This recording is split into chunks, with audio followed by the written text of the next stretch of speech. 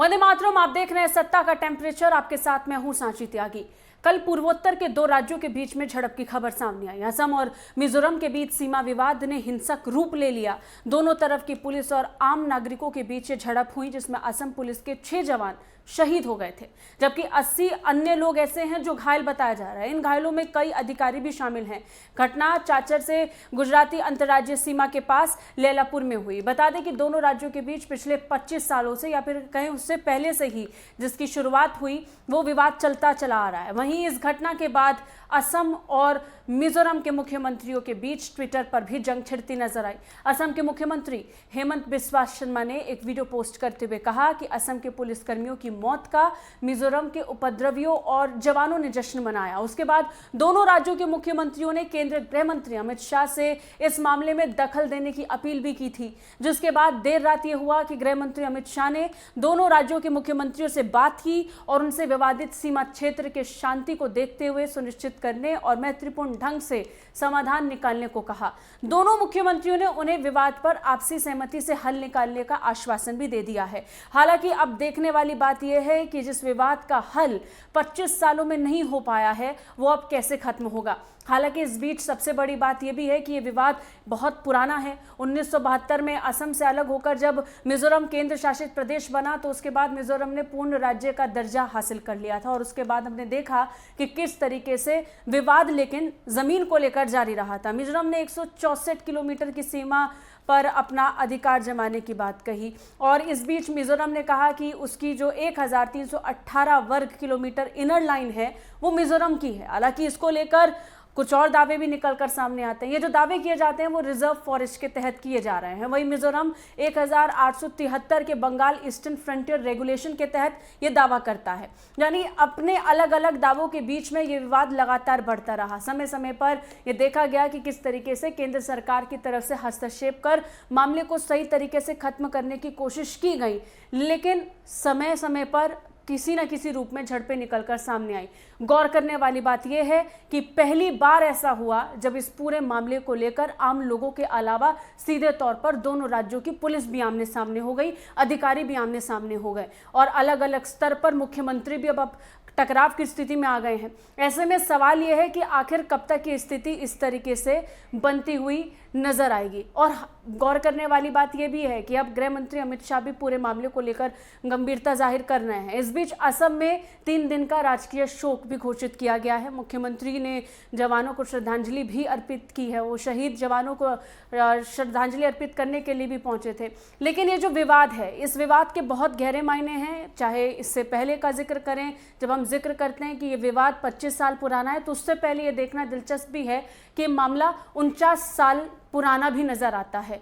किस तरीके से ये सीमा विवाद बना और इन सब के बीच में जो सबसे प्रमुख बात जिस पर चर्चा आज हम करने वाले हैं वो ये है कि क्या नॉर्थ ईस्ट पर इतना सही तरीके से ध्यान नहीं रख पा रहे हैं, नहीं डाल पा रहे हैं कि ये विवाद लगातार बढ़ते हुए नजर आ रहे हैं। अभी फिलहाल ये झड़प लग रही है, लेकिन आने वाले दिनों के लिए ये घंटी जरूर हो सकती है और कहीं ना कहीं ये चेता रही है कि गौर करने की जरूरत है वहां पर। इस बीच आज हम चर्चा करेंगे। चर्चा करने के लिए हमारे साथ हमारे गेस्ट भी जुड़ गए हैं, उनसे बात करेंगे। हमारे साथ निरंजन परिहार जी जुड़े हैं, वरिष्ठ पत्रकार हैं। हमारे साथ संदीप चौधरी जुड़े हैं, राजनीतिक विश्लेषक हैं। बहुत बहुत शुक्रिया सर आपका, आपने समय निकाला, हमें वक्त दिया। संदीप जी, सबसे पहले आपके पास आएंगे। 2019 के चुनाव हुए, हमने देखा किस तरीके से नॉर्थ ईस्ट में वोटिंग हुई। वोटिंग के आधार पर यह आंकलन किया गया कि वहां की जनता पूरी तरीके से उत्साहित है और विकास के रास्ते पर चलना चाहती है। समय समय पर नॉर्थ ईस्ट को लेकर बहुत सी खबरें आती हैं, उग्रवाद, हिंसा, ये बड़े स्तर पर वहां पर व्याप्त हैं। लेकिन 80% जब वोटिंग लोकसभा चुनाव में हुई नॉर्थ ईस्ट में अकेले, तो उम्मीद की गई कि आने वाले दिनों में चीजें बेहतर होंगी। लेकिन अब क्या लग रहा है? देखिए सांची जी, जिस तरीके से मिजोरम और आसाम के बॉर्डर मैच करते हैं और इस तरीके की झड़प होती है तो ये बड़ी दुखदाई चीज है। जैसे असम के कुछ जवानों की इसमें जान चली गई है और मैं आपको बताऊं इसमें कहीं न कहीं हमारे सिस्टम का और हमारी सरकारों का फेलियर है कि वो चीजों को पूरी तरीके से खत्म नहीं करते, उन पे बात नहीं करते। एक तरफ तो हम चाइना के बॉर्डर को कंट्रोल करने की बात करते हैं, पाकिस्तान की जो बॉर्डर है उसकी हम बात करते हैं, म्यांमार के बॉर्डर की हम बात करते हैं, हमेशा नेपाल के बॉर्डर की बात करते हैं, तो स्थिति हमारे अंदर हमारे जो प्रदेशों के बॉर्डर हैं आज तक वो भी स्पष्ट नहीं है, वहां भी प्रॉब्लम है। और मैं आपको बताऊं, ये बात केवल असम की और मिजोरम की नहीं है, आप किसी भी स्टेट में चले जाइए, हर जगह साउथ में, ईस्ट में, वेस्ट में, हर जगह इस तरीके की प्रॉब्लम्स हैं। इवन यहां तक भी प्रॉब्लम है, आप उत्तर प्रदेश और हरियाणा का बॉर्डर देखेंगे, जबकि दोनों के बीच में से यमुना नहर गुजरती है, लेकिन यमुना जी के बावजूद भी प्रॉब्लम्स रहती है। कभी खनन माफियाओं में आपस में लड़ाई होती है, कभी जो किसान हैं उनमें आपस में लड़ाई होती है। कुछ जगह उत्तर प्रदेश की जमीनें क्रॉस करके यमुना को हरियाणा की तरफ है, कुछ हरियाणा के किसानों की जमीन यमुना को क्रॉस करके उत्तर प्रदेश की तरफ है। तो इसके लिए सरकारों को साफ साफ कदम उठाना पड़ेगा, बैठ के बातचीत करनी पड़ेगी। अच्छा, लेकिन हमने देखा दो राज्यों का आमने सामने आकर एक दूसरे के खिलाफ लड़ना, ये चेता रहा है, ये अलार्मिंग स्टेज मानी जानी चाहिए, क्योंकि पहली बार ऐसा हुआ जब पुलिसकर्मी इसका शिकार हुए हैं। इस बीच निरंजन परिहार जी मैं वापस आऊंगी सर आपके पास।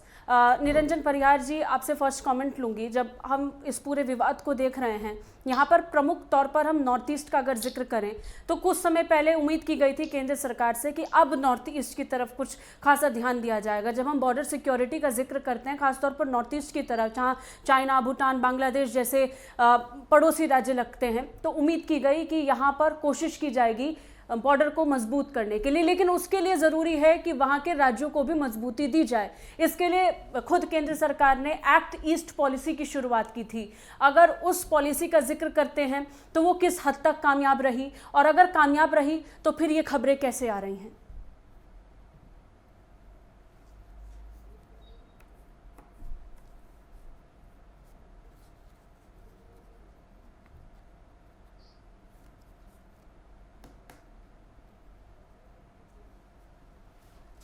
से एक ऐसा भाव रहा है कि बड़े राज्यों को तो कोई भी उनको सहयोग करने का है, छोटे राज्यों की तरफ ध्यान देना।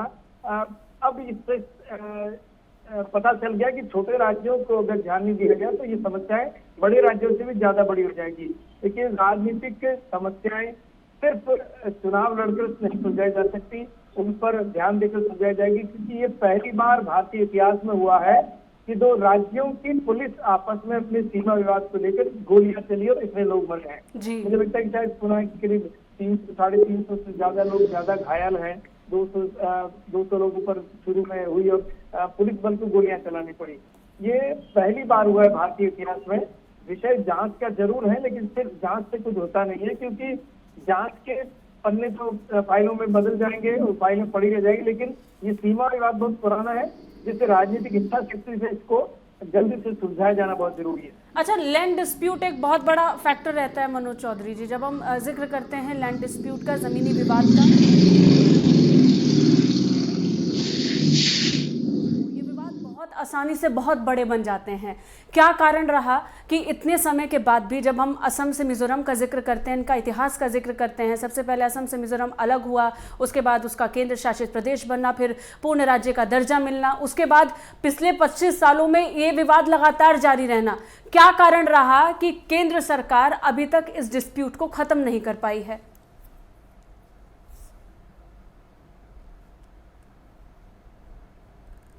संदीप चौधरी जी।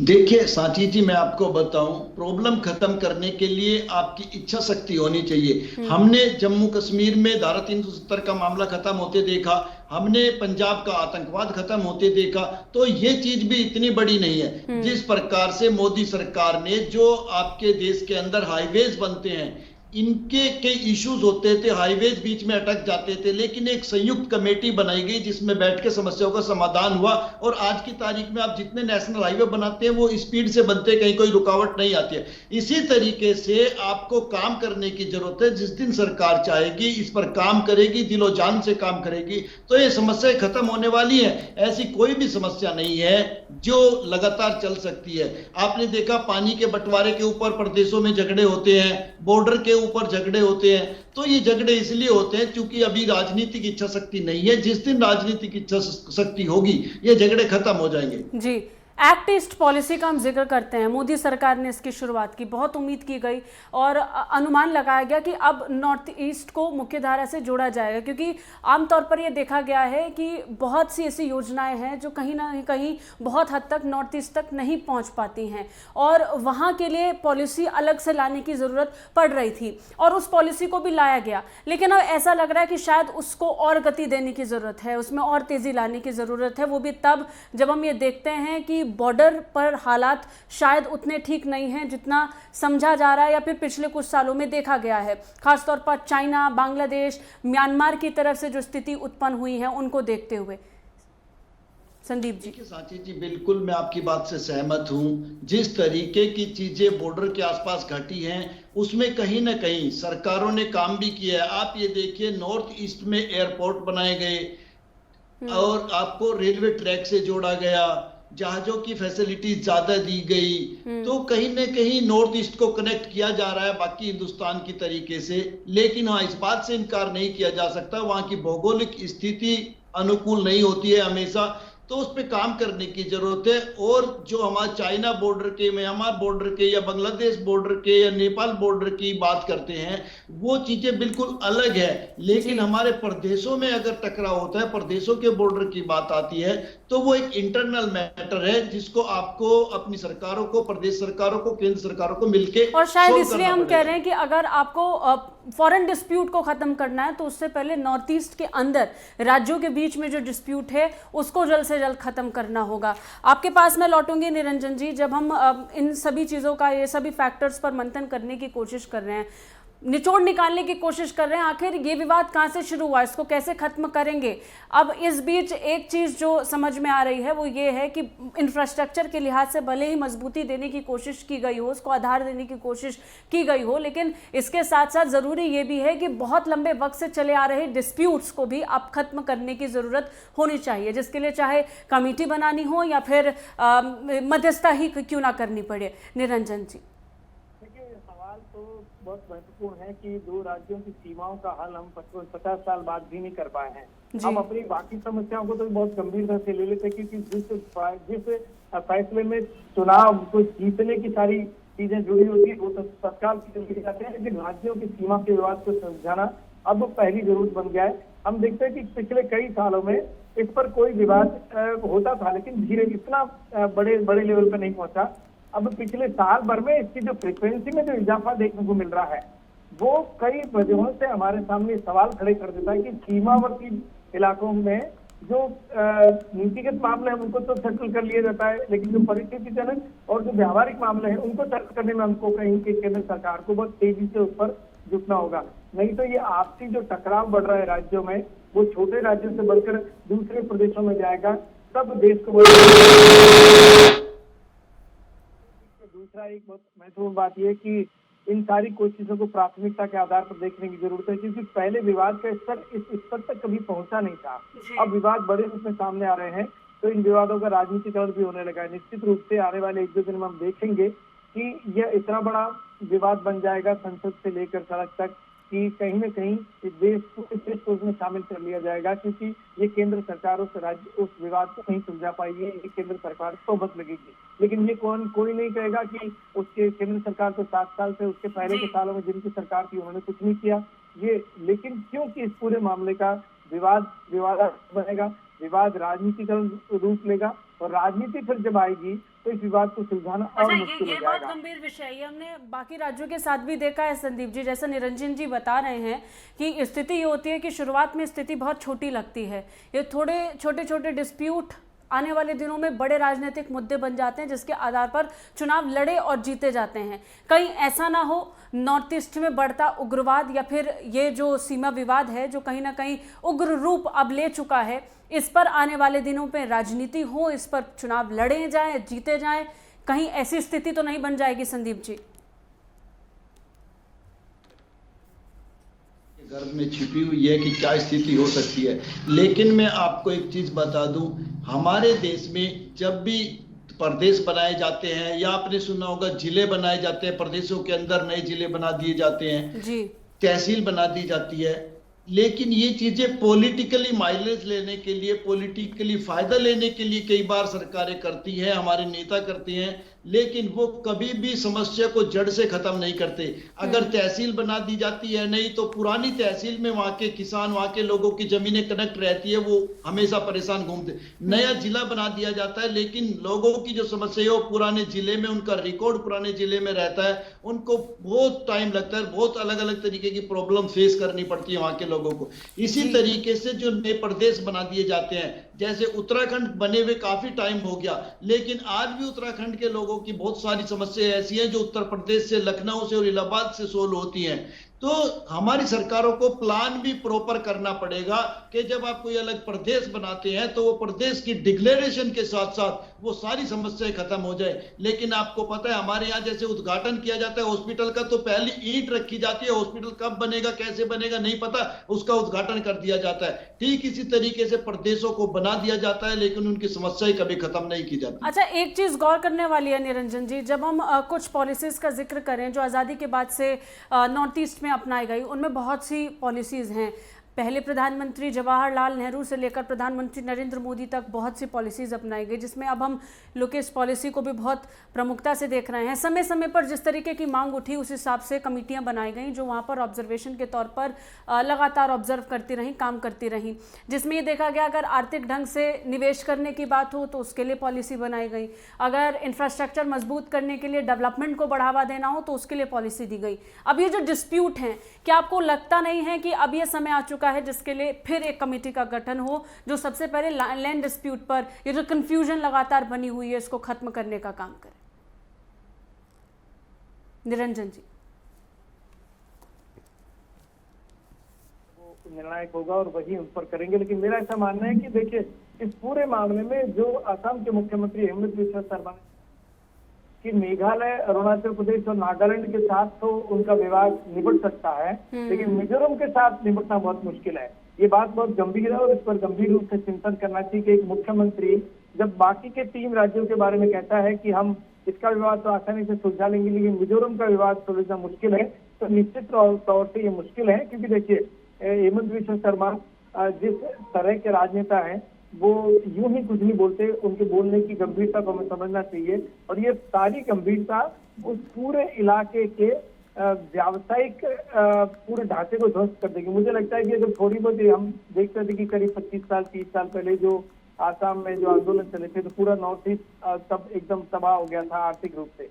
अब अगर ये सब बढ़ते रहे तो वैसी स्थिति फिर आएगी जो सरकारों के लिए, स्थानीय सरकारों के लिए, केंद्र सरकार के लिए संभालना। अच्छा निरंजन जी, अब खुद मुख्यमंत्री जब जिस बात का आप जिक्र कर रहे हैं, अगर उसी पर थोड़ा डीप में जाएं तो यहाँ बात 1875 के एक नोटिफिकेशन की हो रही है जिसमें अरुणाचल प्रदेश, मिजोरम, नागालैंड ये कुछ जिले थे जहाँ के आदिवासियों को संरक्षित घोषित कर दिया गया था। उसी से ये लगातार विवाद बढ़ते बढ़ते आज इस डिस्प्यूट तक पहुंच चुका है जिसके तहत मिजोरम भी अपने लैंड को लेकर, अपनी ज़मीन को लेकर दावा ठोक रहा है। क्या ये स्थिति मिजोरम के लिए नहीं बनेगी? जब यही डिस्प्यूट बाकी राज्यों के साथ सुलझ सकता है तो फिर मिजोरम के साथ क्या परेशानी है? ये अभी भी बड़ा सवाल बनता हुआ नजर आ रहा है। मैं वही कह रहा हूँ कि देखिए ये जो स्थिति बनी है वो मिजोरम और आसाम के बीच की है। मुख्यमंत्री ने जो कहा है कि हम सुलझा लेंगे, लेकिन इनके साथ नहीं सुलझेगा, मतलब कहीं ना कहीं मिजोरम की मांग ज्यादा है और आसाम देना कम चाहता है, ये हो सकता है। तो लेकिन इस सब का जो नुकसान है वो वहाँ के व्यापारिक ढांचे को, और मैं ये कहना चाह रहा था कि देखिए मैं उस एरिया में जब अधिकतम व्यापार जो दूसरे राज्यों पर आधारित है, वहाँ उत्पादन कम है लेकिन बिक्री ज्यादा है, बाहर से सारा सामान आता जाता है, तो पूरा ट्रेड जो है वहाँ का, वहाँ की अर्थव्यवस्था उन राज्यों की वो कंप्लीटली खराब होती थी क्योंकि नॉर्थ ईस्ट में जाने के जो रास्ते हैं वो इन्हीं। अच्छा, एक बड़ा सवाल है निरंजन जी, कहीं ऐसा तो नहीं है कि अभी जब हम इन डिस्प्यूट्स का जिक्र कर रहे हैं, ये नोटिफिकेशन का जिक्र करते हैं, तो 1875-73 की बात है जब इस नोटिफिकेशन को लाया गया, अंग्रेज़ों के समय में इसको पहली बार अपनाया गया।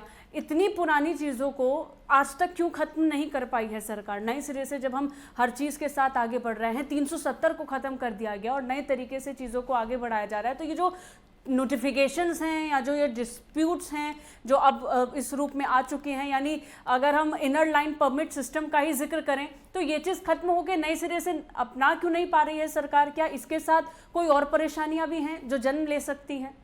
नहीं खत्म हो सकती है। उसको खत्म करने के लिए राज्य सरकारों को भी बहुत बड़ी इच्छा शक्ति की जरूरत नहीं है। राज्य छोटे हैं, लोगों की इच्छाएं भी छोटी हैं, लोगों की जरूरतें भी छोटी हैं, तो ये फैसले भी बहुत छोटे हैं। लेकिन राजनीति की मुश्किल ये है कि राजनीति हर फैसले को राजनीतिक फायदों के हिसाब से उसका निर्णय करती है। आप ये मान के चलिए कि जब तक जिस प्रदेश में चुनाव नहीं होगा तब तक वहां पर बजट नहीं दिया जाता, कम दिया जाता है। जिन राज्यों में चुनाव जीतने की इच्छा नहीं होती सरकारों की या उनकी जरूरत नहीं होती, तब तक वहां उस राज्य को अपनी प्राथमिकता पर नहीं लिया जाता। तो निश्चित रूप से मिजोरम और आसाम के इस डिस्प्यूट को भी निपटाने के लिए सरकार चिंतित तो रही होगी, लेकिन उनकी चिंताएं राजनीतिक फैसलों में जब निहित हो जाती है तो वो आगे पीछे होना बहुत आसान यानी होता। फिर एक बार कुछ पॉलिसीज ऐसी हैं जो राजनीतिक महत्वाकांक्षा की भेंट चढ़ती हुई यहाँ नजर आ रही हैं। संदीप जी, आने वाले दिनों के लिए क्या अनुमान लग रहा है? कहने के लिए ये छोटा सा विवाद लग रहा होगा, लैंड डिस्प्यूट लगा होगा,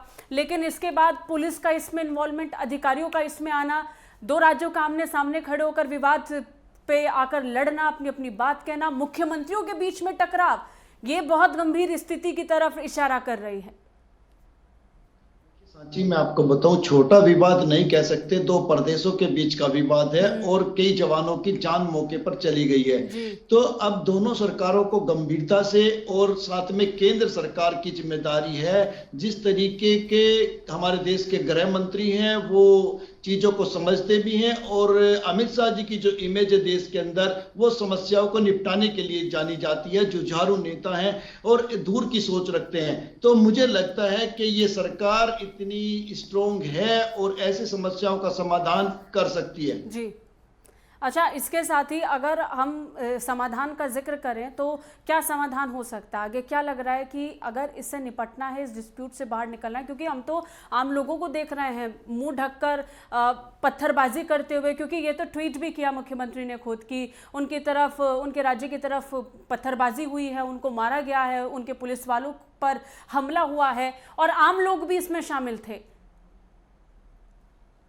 मैं आपको बता दूं, हमने और आपने जम्मू कश्मीर की आग भी देखी और जम्मू कश्मीर को लद्दाख और जम्मू कश्मीर बनते भी देखा, और किस तरीके से आप देखिए लद्दाख में शांति है। इसी तरीके से इतनी बड़ी समस्या नहीं है, जिस दिन सरकारें चाहेंगी इसका समाधान भी निकलेगा, वहां पे शांति भी होगी और बॉर्डर सुरक्षित भी होगा, और दोनों हमारे प्रदेश के जो भाई बहन हैं, जो साथी लोग हैं, वो प्यार से एक दूसरे के साथ रह सकते हैं। लेकिन सरकारों को पहल करनी पड़ेगी, अमित शाह जैसे कद्दावर नेता को बीच में खड़ा होना पड़ेगा, तो इसका हल संभव है। जी, यानी अब स्वतः संज्ञान लेने की जरूरत पड़ सकती है। निरंजन जी, इस बीच जो सबसे पहला पूरे मामले को लेकर, विवाद को सुलझाने को लेकर पहला कदम जो उठाया गया, वो गृह मंत्री अमित शाह ने खुद कहा कि आप इस पूरे मामले पर स्वतः संज्ञान लेते हुए, सौहार्द को बनाते हुए, मैत्रीपूर्ण ढंग से इस विवाद को खत्म कर लें। तो क्या लग रहा है दोनों राज्य इसकी तरफ बढ़ेंगे? वो भी तब जब हम देखते हैं कि अभी भी दोनों मुख्यमंत्रियों ने कहा कि केंद्र सरकार इसमें हस्तक्षेप करे। गृह मंत्री को इससे पहले तत्कालीन मुख्यमंत्री सर्बानंद सोनोवाल ने भी इस विवाद को लेकर के चिट्ठी लिखी थी, जिसमें उन्होंने कहा था कि आप इसमें हस्तक्षेप करें, मदद करें। निरंजन जी, देश उनका है, वो जिस तरह से सोचे समझे, इस देश को नियंत्रित करें, केंद्रित करें, लेकिन ये सही है कि उन्होंने अपील की है कि दोनों राज्यों के मुख्यमंत्री आपस में मिलकर इस मामले को सुलझाएं। अगर ये सब इतना आसान होता तो ये मामला 50 साल तक नहीं चलता। मुझे लगता है कि कहीं न कहीं केंद्र को इसमें इंटरवेंट करना पड़ेगा। और लेकिन सबसे महत्वपूर्ण बात ये है कि गृह मंत्री ने कुछ दिन पहले जब इन नॉर्थ ईस्ट के सभी राज्यों के मुख्यमंत्रियों से मिलकर बातचीत की, उसके 2 दिन पहले जब दोनों स्टेट के गृह सचिवों से बात हुई, केंद्रीय गृह सचिव की, उसके इमीडिएट बाद ये हुआ है। तो इसकी गंभीरता को समझकर इस पर निर्णय लेना जरूरी है, वरना तो कोई होने वाला नहीं है, क्योंकि 50 साल जो मामला चला आगे भी चल जाएगा, कोई फर्क नहीं पड़ता है सरकारों को। जी, चलिए, बहुत शुक्रिया निरंजन जी आपका हमारे साथ जुड़ने के लिए। बहुत शुक्रिया संदीप चौधरी जी, आपने भी वक्त निकाला और इस विशेष महत्वपूर्ण विषय पर हमारे साथ चर्चा की। तो मामला 49 साल पुराना है। 1972 में असम से अलग होकर एक केंद्र शासित प्रदेश मिजोरम बन गया था। उसके बाद 1988 का वो समय था, 87-88 का वो वक्त था जब मिजोरम को पूर्ण राज्य का दर्जा मिल चुका था। असम के साथ मिजोरम की तकरीबन 164 किलोमीटर की ऐसी सीमा है जो दोनों आपस में साझा करते हैं। मिजोरम 1318 वर्ग kilometre inner line reserve forest पर अपना दावा ठोकता आ रहा है, के तहत हम बार बार जिक्र कर रहे हैं, वो 1885 का वो रेगुलेशन था जिसके आधार पर वो ये क्लेम कर रहा है। मिजोरम 1873 के बंगाल ईस्टर्न फ्रंटियर रेगुलेशन के तहत भी ये दावा करता है। यानी विवाद बहुत पुराना है, लेकिन पुराने विवाद के तहत अब जरूरत आन पड़ी है कि इसको जल्द से जल्द खत्म किया जाए, क्योंकि जब हम नॉर्थ ईस्ट की तरफ देखते हैं तो भारत सरकार भी उस और बहुत गंभीरता से देखती है और लगातार कहते हैं कि वहां पर इंफ्रास्ट्रक्चर विकास और इसके साथ साथ आर्थिक लिहाज से उसे मजबूती देने के लिए जरूरत है कि लोग एक साथ मिलकर आगे आए। लेकिन इन सब के बीच उग्रवाद और तस्करी जैसे बड़े विवाद के बीच में इससे निपटना एक बहुत बड़ा विषय हो जाता है और कल की घटना के बाद तो और भी ज्यादा जरूरी है। खैर, इसी के साथ बस इतना ही। देश और दुनिया की तमाम खबरों के लिए देखते रहिए नेटवर्क 10। जय हिंद।